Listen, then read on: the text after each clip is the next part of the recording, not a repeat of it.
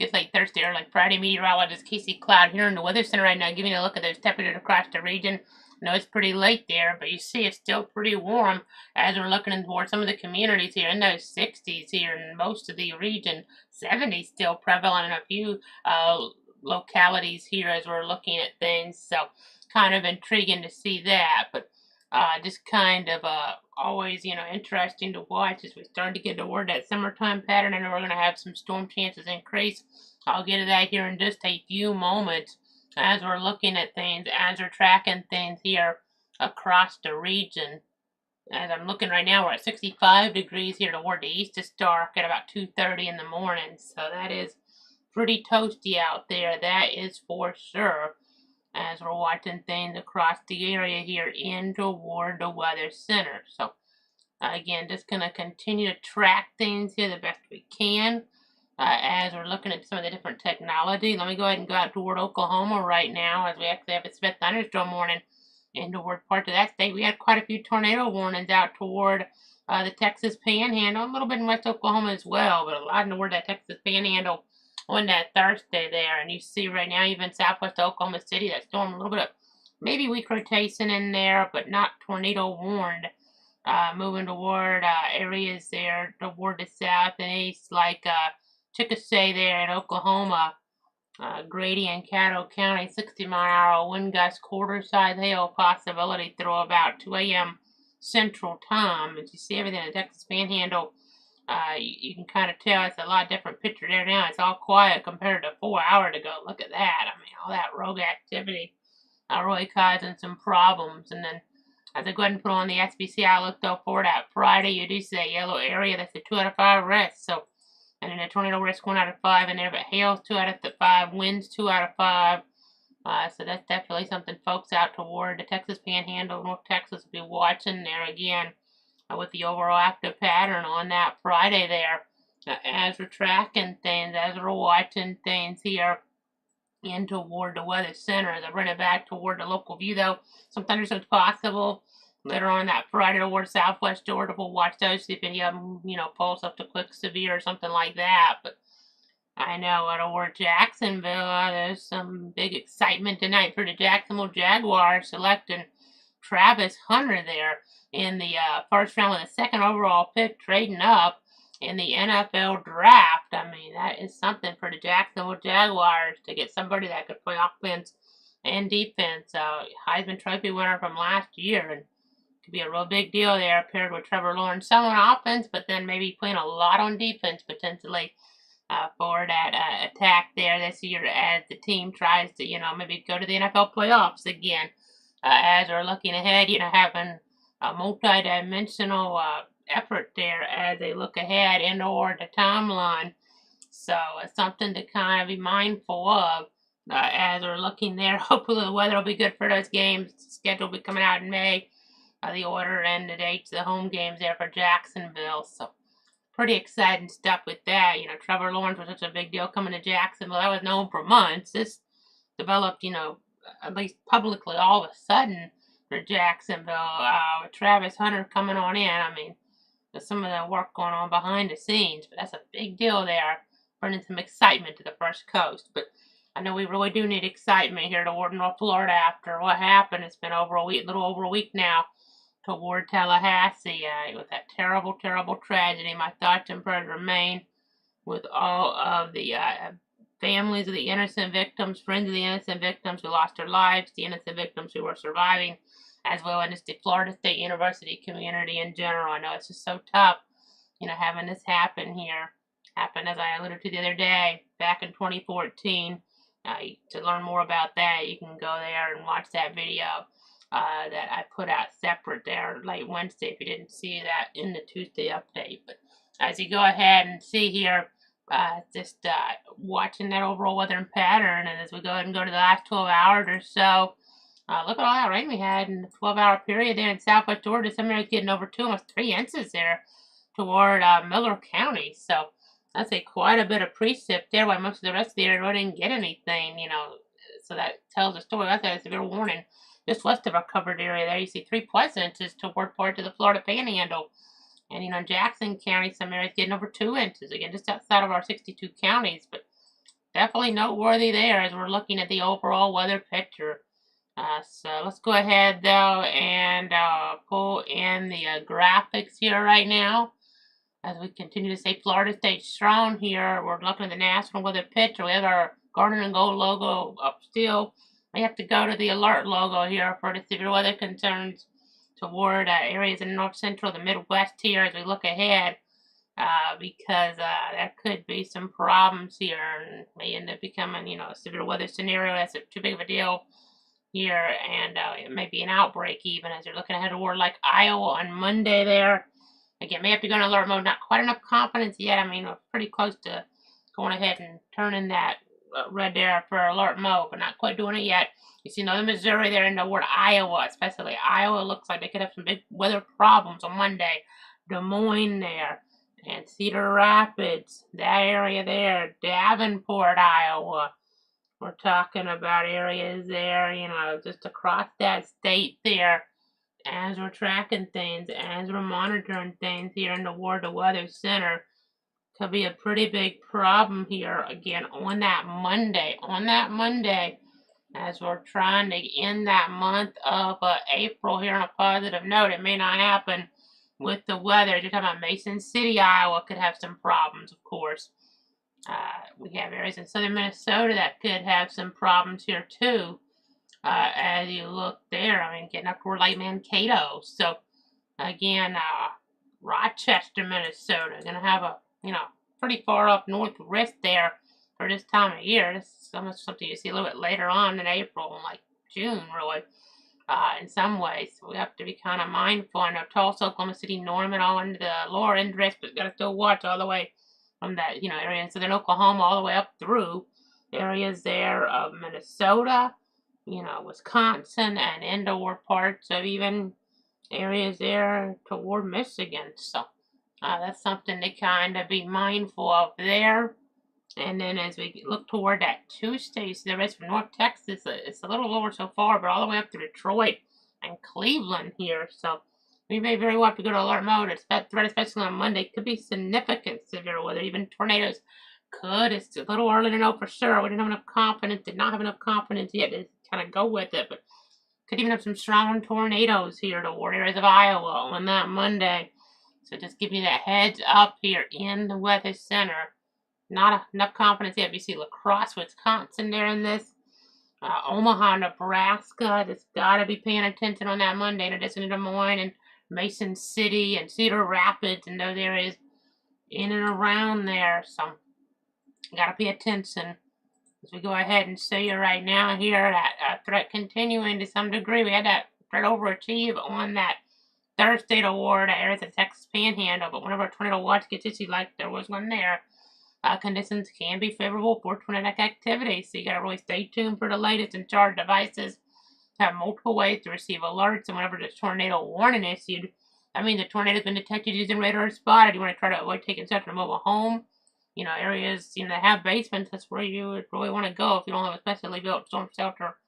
That can really just withstand the winds, like something, along those lines. If you don't have that, I mean, basement definitely can be very, very helpful as long as there's not flooding going on too. But then to protect yourself from flying debris, put on a bicycle helmet, football helmet, baseball helmet. That's especially true if you're above ground. If you're below ground, it's not as big of a deal, but still not the worst idea. But if you're above ground and you don't have that basement storm shelter and you're just getting to the interior room, you gotta be trying to protect yourself from the debris. Because, in some cases, most of that house could be gone. If it's a home, site-built structure, a mobile home, it could just be blown away. And even if you're doing all that, it might be very, very, serious in terms of injuries or worse that could happen if you're doing a mobile home in a bad tornado. So you just got to keep that in mind as we're looking at things and then as we're tracking them here. Drought monitor, another thing we're tracking that's increasing the danger is toward Florida and some of the communities, including our area now towards southeast Marion County. We have an extreme drought now, as indicated by the latest drought monitor, the drought outlook here. Every week it comes out, and we're now having to show this on the air. We haven't, until last week, I don't think we'd ever shown this in 5+ years. We're doing cloud weather, not that I can recall. Maybe we pulled it up somehow at one point or another, but You know, this is 2 weeks in a row I've had to put in the show here with the newest outlook. We had it in Tuesday as well last week because, again, once a week product, but it's now up to a, you know, extreme drought there. 3 out of 4. I mean, it goes 0 to 4, which is a little bit odd in some ways, but I would just say if you want to say 1 to 5, then it's a 4 to 5 risk in terms of that drought danger there toward Marion there. And abnormally dry toward like Stark. It's the lowest level right now, but we didn't even have that last week. So this is, you know, something, the less rain we have, the more problem we're going to have, you know, and concerns toward communities. So the Flagler in a severe drought now. St. John's, parts of St. John's and Putnam in a moderate drought here. So again, you see South Florida extreme drought down there. So really, really do not be burning here in these type of situations because stuff can get away from you in a hurry. Also, cigarette butts can be so dangerous in these type of situations. So, you know, we're going to have some rain coming up, but we just get a lot of light and not much rain. You saw how some areas in South Florida got a little bit. I know there is a few got a lot but on that Thursday, but most folks didn't get any precip, especially toward our Florida counties. And we really need some precip, or as we, you know, if we don't get enough rain, you know, over the weeks to come, it might take until June until we start really getting into that rainy season. So we could have a rough month of May of wildfire if we don't get the precip we need. But again, unlike, you know, tornadoes, hurricanes, wildfires, that's something that a lot of times, you know, it's not something that's caused by Mother Nature. Sometimes lightning can do it. At times, though, very unfortunately, and, you know, obviously, you know, if it's on purpose, you know, it would be illegal if, you know, it's human caused. Obviously, very severe consequences all the way around here. And, you know, you just got to be, you know, whether it's on purpose or not, you know, humans unfortunately do have a lot to do with these, and it can ruin lives. You need to make sure, you know, you're being very careful and don't let anything get out of control. So, again, let's go ahead and see that rainfall forecast next 7 days. We see some trying to creep in here. The more rain, the better, obviously. As you're looking here, a 1/10 of an inch or so toward like Stark, give or take here, we see something at a 1/4 inch or more as we're looking toward the rainfall. Again, the more rain, the better. You see Oklahoma, they're getting, maybe they get too much rain in some of these areas, but you know, 2-3 inches on average. Cloudy.com/radar, a place to go, or, you know, on the air if you want to look at stuff that I'm not showing, or we're not on the air as well. But, you know, there are some flash flood warnings in Oklahoma and the like, and at least we have some rain on this for the next 7 days. You know, if it was just completely clear, that'd be even more, you know, concerning here. But, you know, we need the rain. We don't want it at graduations and stuff. I do understand, but we're at the point we really need the rain here. You know, Marion and Flagler and St. John's, that, you know, we got to get that rain, and we got to get it here very soon. We're going to start really having problems like we haven't seen in a while, especially in our southern areas here. We really, really, really need that precip. And again, you know, can't emphasize that enough. Hopefully we'll get it here as we look ahead. As we go ahead and see that covered area here, we're in Bradford County watching the region here, looking at the viewing circle. We're just, you know, always on top of things. Any tornado warning storms within the 62 counties. Of course, we're really keeping an eye on everything with the Leon County. You know, I graduated from FSU, special place in my heart, and we had that heartbreaking tragedy, that heartbreaking scenario there last Thursday, a little over a week ago. And as we look there now toward those fog safety tips, we're going to be watching there and across the region for some potential for fog. So just to make sure, you know, just in general here, you're paying attention. Slow down and give yourself extra time to reach your destination. Make sure your vehicle is as visible as possible to other vehicles by using your low beam headlights, and then also leave plenty of room between you and the vehicle in front of you. So, you know, stuff that you got to keep in mind here. I know, you know, variety of weather, whether it's fog or just getting some of that precip in here, or unfortunately the dry conditions here, as we've alluded to. Definitely a wide variety here at points. As we're looking here at the scenario, we're just going to keep on looking here at things, just monitoring them here as we're tracking them. Let me go ahead and move on with another graphic in the show, though now, a very important one of that. Not this weekend, but next weekend, as we continue to be FSU strong here. FSU United, the spring 2025 commencement weather forecast is something we're keeping our eyes on here. I know also there's going to be some big baseball games, FSU Clemson next weekend. So that could even have a bigger effect since that's outdoor, events we're talking about. This is indoors. I know for what it's worth, this weekend up for FSU baseball and softball up in Louisville. They're gonna have a chance of some rain, shower, storm activity even on that Friday. So that could be an issue, and definitely could be an issue there, and could cause some issues with the scheduling. But weather clears out for the weekend, it looks like, so that's good news. But looking here at this graphic, I know there will be enhanced security for these big events here with the graduations. Everybody's trying to finish strong. You see, I just kind of broad brushed it for now since we're still a little over a week away. We're kind of on the edge of being able to forecast this, but just a general idea so far. Looks like there could be an increase in some rain chances here. That might help mitigate the high temperatures from getting as warm as they could, stop them from getting as warm as they could. But, 40% chance here. That could, sometimes there. So these are all the different graduation times, different groups, that are graduating. They're down at our Tucker Civic Center in Tallahassee. So again, just continuing to track this here, continuing to monitor here. It's inside, but this is, for you arriving or departing with the rain chances, mainly the temperature from the early part of this when you're just getting there for graduation. But again, just to kind of give you a general idea here as we're looking at the overall scenario. Again, next weekend, FSU graduations, and just hope, you stay hydrated and, with warmer temperatures potentially, but also just stay safe there as we're looking toward Tallahassee. Again, a little over a week away, 6 different graduations at 9 a.m., 2 p.m., 7 p.m. type schedule both days there toward Tallahassee, toward Leon County, toward FSU again.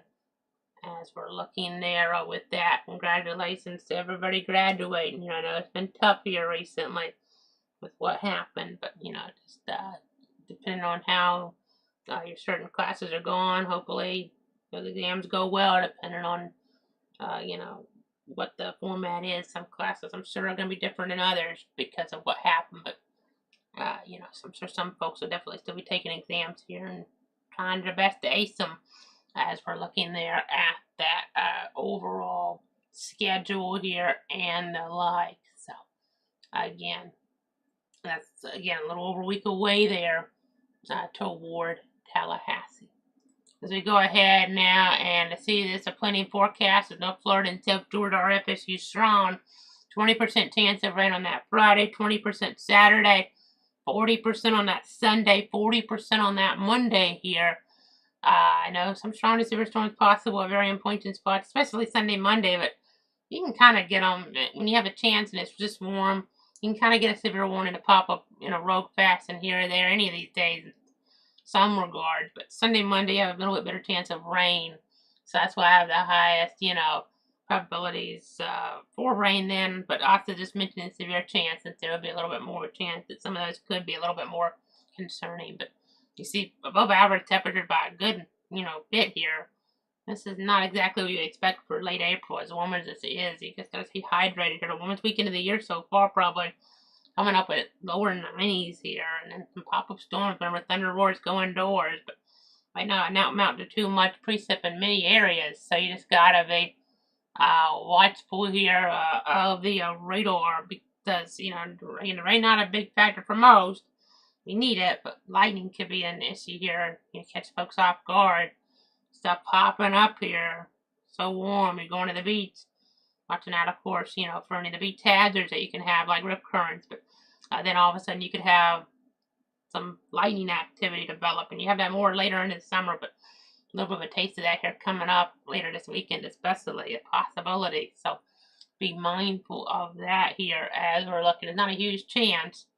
We would rather take a higher rain chance, quite honestly, but there's at least a little bit, which is good, because otherwise, we're going to get drier and drier if we don't get the precip. So, again, that's kind of your storyline there as we're looking at that forecast here tonight.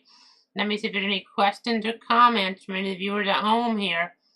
And, of course, just trying to give you the latest, looking at that latest data that comes in here pretty late from the different outlets here. Just go ahead and kind of try to go through everything. If there's any questions or comments, don't see any, but I appreciate you guys tuning in here tonight on this late Thursday. As you see that forecast, I think that'll pretty much do it here for the time being. We'll be back here, maybe going in alert mode for early next week for Iowa on that Monday. The chances of severe weather increasing, so we need to stay alert. We need to remain alert for, rapidly changing weather conditions up there on Monday. I mean, that even includes like St. Joseph, Missouri, I would say. So on that Monday, that risk up there. So that's something you got to pay attention to for sure. Just into Des Moines and Omaha and Cedar Rapids and Rochester, Minnesota. So that could be a big deal. Probably going to have to go to the alert red logo for the severe threat on Monday up there, but not a guarantee yet. We haven't done it yet. Hoping maybe things will downtrend, but not necessarily seeing that here right now. So we'll pop back in as needed, whether it's for local or national, or maybe we'll get lucky enough to come back until late Tuesday. But we'll be watching local weather, pop-up storms. Hopefully we don't have to come on for any wildfires, but that's always a possibility if something really gets bad with that. And then there's a national severe weather threat I've alluded to, mainly Monday, Tuesday is what I'm looking at right now for any type of potential updates we'll have to cut in here, especially Monday. But that's going to do it for now. Florida State strong. That's what we got to be here as we're looking at that 7-day forecast. Thanks so much for tuning in. Stay safe. Have a great night.